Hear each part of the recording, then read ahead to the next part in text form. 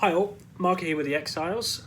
Following recent online discussions, in this video I'd like to talk about Rondel Daggers in the context of Fiore and talk specifically about if they had edges and would Fiore's approach work to daggers with edges or even against knives.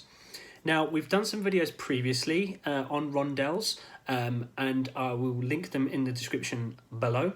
And I'll also do my best to point out in this video where it might be useful to refer back to some of those previous videos we've done. Now, this isn't a lecture. I'm traveling at the moment, so it's very much just a point the camera and talk. But wherever you see this video posted, feel free to ask questions and we'll do our best to answer them, because I'll be effectively summarizing and trying to be as succinct as possible. Now, we have done one video previously which talks specifically about the kind of Rondel dagger that Fiore was using. And there is a link to that video in the description below. The weapon that Fiore was dealing with was foremost a thrusting and stabbing weapon, and we'll go into that a little bit more in a minute. You want to be thrusting and stabbing for lots of reasons, particularly in anger and in physical violent confrontation, as I say, for lots of reasons. But to summarize, stabbing ends fights quicker than slashing and cutting. Stabbing works against people in armor and with thick, heavy clothing. Stabbing is what people do in anger anyway. And generally you stab to kill and you cut to win, to injure. A good example is modern knife crime, okay? Most of the knives that people are using are kitchen knives. They have edges, but people are stabbing with them. And that's the important point. They're stabbing with them because it's violent confrontation. In Fiore terms, that confrontation could be in the barriers, the attorney, against other trained people wearing whatever. It could have been while Fiore was doing his grocery shopping on the streets of Padua, versus an untrained whoever trying to steal his money purse. But the important thing here is the violent aspect, violent confrontation. Now, this is where we need to kind of shake our modern take on daggers and knives. We need to not be influenced by knife-based martial arts where the aim is to win and not to kill. Now, remember, socially, the time was very different in the 14th and 15th century. And I often say that in a kind of dagger versus knife scenario, I would love for someone to slash at me while I'm busy stabbing them straight in the face. And that's an important aspect to remember, and something which I'll talk about a bit more in a moment. So, did Rondel daggers have edges? The answer is yes. Yes, they had edges. Rondel daggers, as per one of the videos I've linked, were often triangular in cross-section.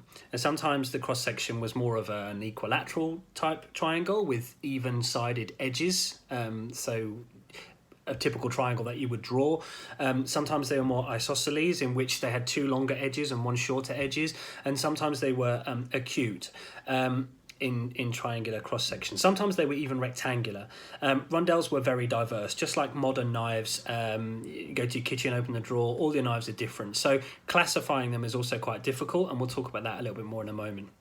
Rondels were quite distinguishable in that because of their intended use, they often had kind of round discs of metal integrated into the grip, hilt, handle, whatever you want to call it. And this is kind of a hint at its intended use, okay? Because if you are using a lot of power on a short-bladed weapon, you don't want your hand to slide up and down it, okay? You want to be able to maintain grip and control of that dagger if it's getting tied up or someone's trying to disarm you, but specifically if you're trying to hit something and punch holes in someone through mail and armor and protection, etc., you don't want your hand to move around, especially if it's armored, okay? Armored tends to be quite clunky.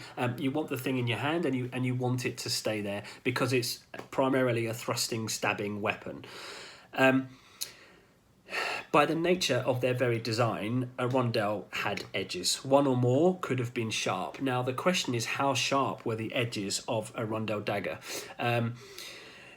Did they even have a sharp edge? I guess the answer is also yes. A rondel could carry a sharp edge on it. But how sharp? How sharp were those edges?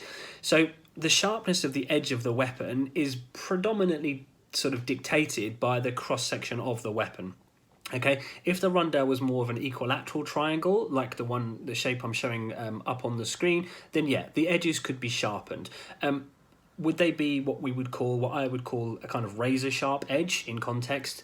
No, because the profile of that edge doesn't lend itself to be particularly sharp. Okay, it's too wide. Okay, it would need to come massively in like this, be more of an isosceles shape, or certainly at least one edge of it, to carry a particularly sharp edge.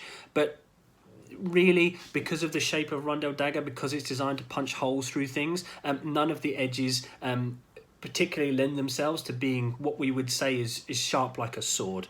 Okay, and the narrower you bring at least one of the edges, the more flexibility it's going to have in it, which makes it then less effective for using like a chisel for stabbing into armor and things like that. So they're not slashing weapons. Also, a lot of examples of rondels were quite weighty. Okay, mass is good for a short, sharp implement with that intended use. So they were quite heavy, some of them, which doesn't lend itself particularly well to that kind of slashing kind of fight. There's an arm, I'll cut it, I'll move. It's not that kind of slashy weapon. So there are ongoing theories about how sharp any medieval weapon was. I think we've been tainted a little bit by a modern eye and modern reproduction weapons, but that's for another video. Again, for a rondel to carry what we might consider to be a sharp edge, like a sword, I just don't think that the profile of a typical rondel has the profile for a particularly sharp edge. Now, there are examples in some manuscripts where a dagger, presumably a Rondel dagger, is shown being used against your opponent's hands. Okay, yes, sure. You can cut skin, cut a hand, do damage with a rondel if you're targeting the hands. Often these techniques are shown at distance, and quite often you're coming offline, and sure, why not? If the hands are there, you're hitting them still with a semi-sharp, short, heavy piece of metal. It's potentially going to cut them, okay? I mean, a piece of wood will cut someone if you hit them hard enough and you're moving through with it. It's going to cause a distraction, it's going to hurt them. Absolutely, why not? It doesn't necessarily mean, though, that it's a slashing weapon, okay? Again, just stick fighting, okay? Catching a stick across the knuckles is enough to gain an opening and, cause some damage. So we can't necessarily let the odd play like that around there distort our view of what a rondel type dagger was actually for. Now, again, one of the challenges we have is the classification of daggers. Okay, it's a challenge because the main sources we use in HEMA are the fighting manuscripts. And these can cover a very broad date range. So we're not only looking at the differences in the weapon types and styles, but we're also looking at differences in their use as well, in terms of what's allowed, what people wore, and also the style of fighting. So, late medieval judicial tourneys in the barriers were quite different from classical duels and so on. So much like modern knives, there is a lot of diversity even within the same weapon type. Okay, think of it like this. Try describing a steak knife to someone. Now, it sounds easy until you start to do it, okay? Because I can bet that the steak knife I have in my drawer at home is different to the steak knife you have in your drawer at home. Because they're both still steak knives, but you can also butter bread with a steak knife. So it's kind of hard to describe accurately even a modern steak knife, let alone trying to classify historical weapons. Now, excuse me, ultimately we have to look at the source, okay? So for me, in this case, it's Fiore. Fiore's Dagger section has 80 plus techniques with a rondel. Slashing and cutting feature nowhere. The rondel is even held with two hands, okay? So if it's sharp, that's pretty much going to be a no-no. You're grabbing your opponent's dagger, the blade with your hand. Fiore also mentions about being armoured and unarmoured, and he mentions for combat and for self-defense. So we know for sure he's looking at a range of scenarios with his approach to dagger. Now, it is fairly obvious to anybody with even a basic understanding of knife fighting that the idea of cutting or the risk of being cut in Fiore's works just isn't a major feature in his approach. There are a few key reasons for this. One is what I said earlier, okay? People stab in anger. Two, I guess for most applications, say in the barriers, etc., you don't need to worry about edged weapons or even knives, okay, as such, not in terms of them being slashing weapons. You don't need to worry about that, especially if you're armoured. It's just not going to make a difference. They're going to be stabbing with it anyway. And I guess Fiore's approach kind of dictates that you treat everything, any short, sharp implement like a dagger, because you're not worried about being cut as such. Element number 3 is a bit more complicated. So Fiore's approach, in my view, practice and otherwise, it can handle knives for sure. Okay, and for us modern folk, improvised weapons too, and I speak from experience. Fiore is my only real main exposure to any kind of weapons work, and I know from absolute experience that the approach does work with improvised weapons. The main thing really is that if it's a knife or a rondel that does carry an edge, as previously discussed, you may need to adjust, and you probably just need to care a little bit less about being cut with your execution. Now, there's a link to another video below where I demonstrate why you shouldn't treat Fiore's approach to dagger like modern knife fighting. And you shouldn't. It's completely different. We're talking about a very specific type of fight here, which for some reason, with sort of the modern knife fight in mind, people always try and draw comparisons between historical dagger use and modern knife fighting, and it's almost pointless, okay? Fiore is dealing with life and death. He's not dealing with the first person to lose because they're cut to shreds from 10 different cuts. And if this is what you're faced with, just pretend it's a rondel anyway. Basically, all of Fiore's plays work if someone's stabbing at you. If they have a half a clue, yeah, you might take a cut. If they have a knife and they're stabbing at you and they know what they're doing with that knife and you try and do a first master cover in Fiore's world, yeah, you might take a cut. So what? You're living, and that's the reality of it, okay? That's the difference in the mindset and the context. In terms of distance management, well, if it's a surprise attack, then you don't have a choice, okay? You throw up whatever defense you can, whatever defense presents itself. You commit to it and you go from there. Now, surprise attacks also rule out, though, some of Fiore's dagger master principles. For example, 6 and 7.